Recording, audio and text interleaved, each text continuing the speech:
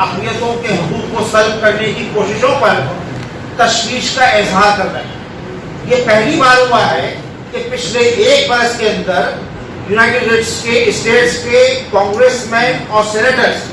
مستقل کانگریس ہیئرنگ کر رہے ہیں، جس میں ہندوستان کی اقلیتوں کے تعلق سے ہی نہیں بلکہ یہاں پہ اوور آل ہیومینیٹیرین کرائسس کے تعلق سے، ہیومینیٹیرین رائٹس کے کرائسس کے تعلق سے وہاں پہ ہیئرنگ ہو رہی ہے۔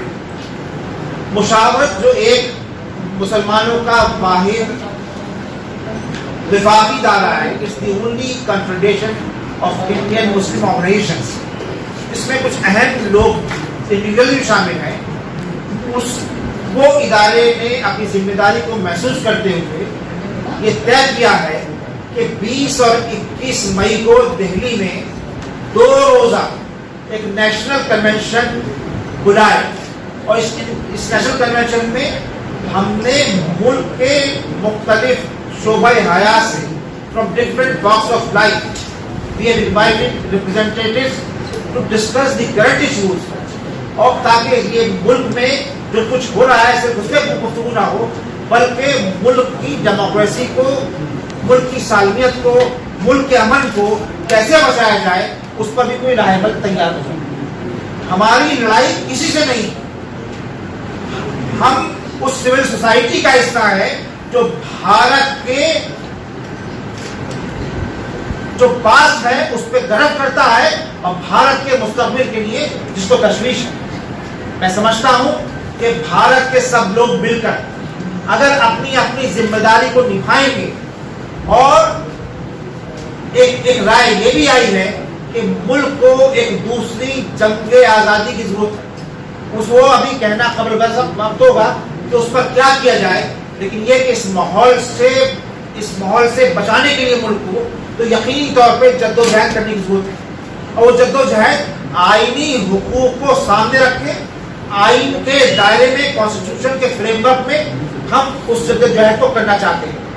اور یہ ہمارا قانونی حق ہی نہیں بلکہ ہماری قومی ذمہ داری ہے کہ ہم ملک میں امن و امان کے فروغ کے لیے کام کریں، اور یہاں پر دستور میں جو بابا صاحب امبیڈکر کا دستور ہے، جس دستور کو بنانے میں ملک کے ہر باشندے کا، کے نمائندوں کا ایک رول تھا، جنہوں نے ایک ویژن کے ساتھ، ایک مشن کے ساتھ بھارت کو یکجا رکھنے کے لیے اور متحد رکھنے کے لیے، بھارت کو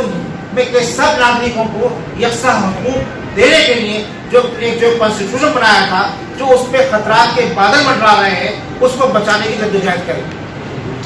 مجھے امید ہے کہ اس جو 2 روزہ اجلاس ہو رہا ہے، امید نہیں بلکہ کچھ بہت اہم لوگوں نے کنفرم بھی کیا ہے، اس میں فارمر بیوروکریٹس بھی ہیں، بہت نامور معتبر علماء ہیں، قومی قائدین ہیں، نیشنل لیڈرز ہیں مسلمانوں کے، اس کے بعد آپ کا سابق بیوروکریٹس ہیں، جو ہماری لیگل فریٹرنٹی ہے اس کے بہت ذمہ داران ہیں، انٹلیکچوئلز ہیں، دانشور ہیں، وہ سب ایک 2 دن میں بیٹھیں گے اور کچھ نہ کچھ ایک ابتدائی لائحہ عمل طے کریں گے۔ اس ابتدائی لائحہ عمل میں کیا چیزیں طے ہوں گی، پھر بعد میں اس کو دیکھا جائے گا۔ میں آپ کا پھر اس بیک بائی بحال استقبال کرتا ہوں، اور میں امیر جماعت سے درخواست کروں گا، اس کے بعد مولانا آپ سلفی کہ یہ اس وقت ہمارے ملک کے لیے بہت ہی گولڈن اپارچونٹی تھی کہ تیزی سے ملک کی ترقی ہو رہی تھی، اور اگر ایسے ماحول میں ہمارا ملک ایک ڈیموکریٹک ویلیوز کو مستحکم کر کے سماج کے تمام سیکشنز کو جسٹس فراہم کر کے، عدل فراہم کر کے ابھرتا تو دنیا میں ایک بڑی طاقت بن کر ابھر سکتا تھا، لیکن اس گولڈن اپارچونٹی کو لوز کر کے ہم بالکل ایک دوسرے ڈائریکشن میں جا رہے ہیں، اور یہاں فتنہ و فساد، پولرائزیشن، ڈسکریمنیشن، سوسائٹی کو ڈیوائیڈ کرنے کی ٹینڈنسیز، ہیٹریڈ اور ریئل ایشوز سے لوگوں کو ڈیویٹ کرنے کی کوشش، یہ ساری کوششیں اب ملک کے لیے بہت بڑی لائبلٹی، بہت بڑا بوجھ اور اس کے پیروں کی بڑی زنجیر بن گئی۔ دیش کس طریقے سے ترقی کریں اور دیش واسی کس طریقے سے پورے امن و شانتی اور ہر طریقے سے بھائی چارہ، قومی یکجہتی اور محبت سے وہ آگے بڑھیں، اور جیسا کہ وہ بڑھ رہے تھے اور جس طریقے سے انہوں نے سر جوڑ کر کے اس وقت کے سپر پاور جو دنیا میں جس کی کا سورج غروب نہیں ہوتا تھا، کس طریقے سے اس کو اس استعمار کو دیش سے باہر کیا تھا، اور کس طریقے سے سر جوڑ کر کے اس سے دیش کو ایک بہت شاندار سنویدھان دیا تھا، اور پھر اس کے بعد جس طریقے سے وہ آگے بڑھ رہے تھے. اب اس کے بعد نئی نسل جو آئی ہے، جو اس وقت موجودہ نسل ہے، اس نے اپنے پچھلی ذمہ داریوں کو کتنا سمجھا، بحیثیت حاکم کے، بحیثیت رعایا کے اور بحیثیت عام انسان کے. میں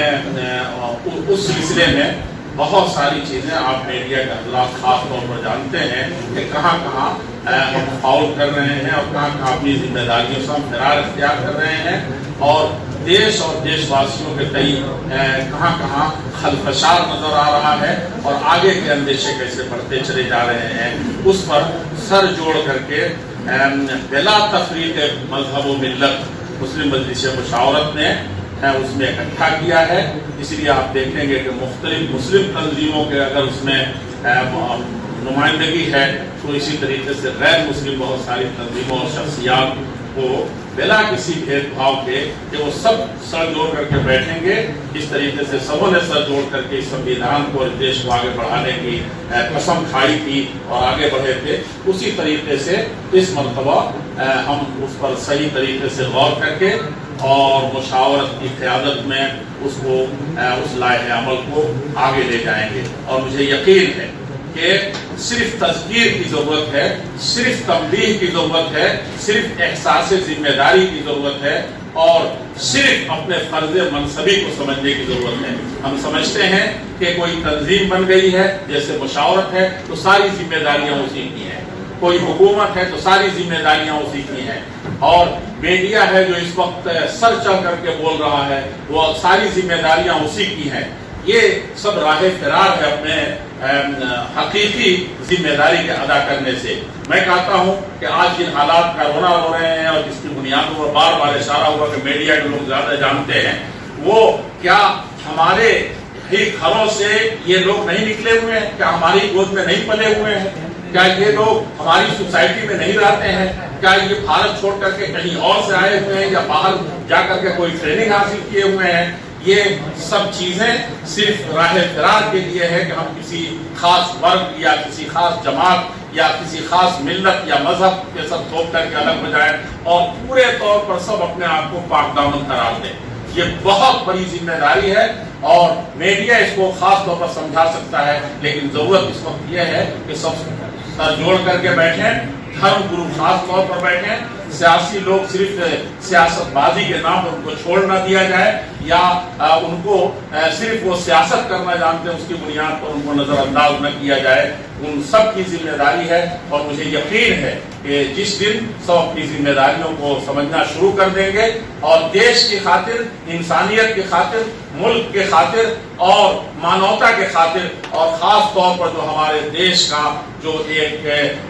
بہترین چہرہ دنیا کے سامنے ہے، خاص طور پر ڈیموکریسی اور جمہوریت کی حیثیت سے، اس کو کسی طریقے سے داغدار نہیں ہونے دیں گے. اگر کچھ تھوڑا سا بگڑا ہے یا بگڑنے کی طرف جا رہا ہے تو بنانے والے اور دیش کے لیے بہتر سوچنے والے، سر جوڑ کر کے بیٹھنے والے پوری قوت سے ابھی اکثریت کی شکل میں موجود ہیں ہر